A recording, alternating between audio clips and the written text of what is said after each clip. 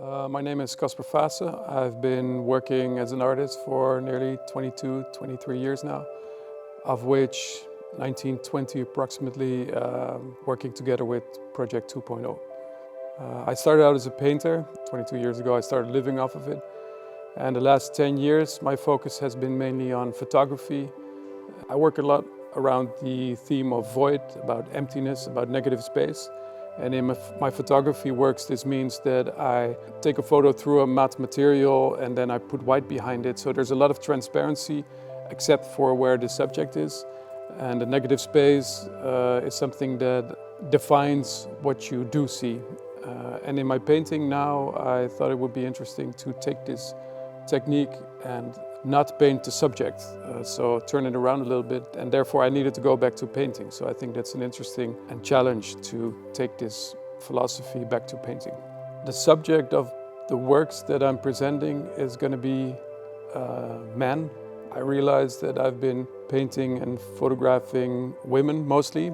I always thought it was a challenge. How do I put my aesthetic view or my idiom, my visual language, how can I apply this to men? If I would make them vulnerable or if I would present them the same way I would with my female models, I was never super satisfied, and maybe it was overly macho. And I thought it was an interesting thing.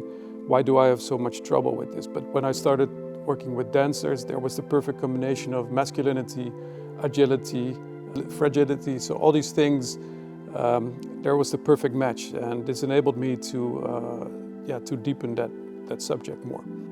Another reason I think it's interesting that I forced myself to only present this subject is that I try to figure out my position as a white male successful artist. How have you contributed to the cliche of beauty, or where do I come from, and what made my vision? I'm not a political artist.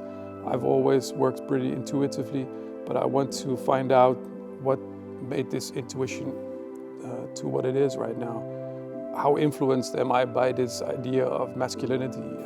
This question, combined with the passing of my father earlier this year, who of course had the biggest influence on my idea of what I should be like or how I should be, I thought this was the perfect time to find that out a little bit more. And I don't think I have the perfect answer, but it is the first scratching of the surface of where this could go.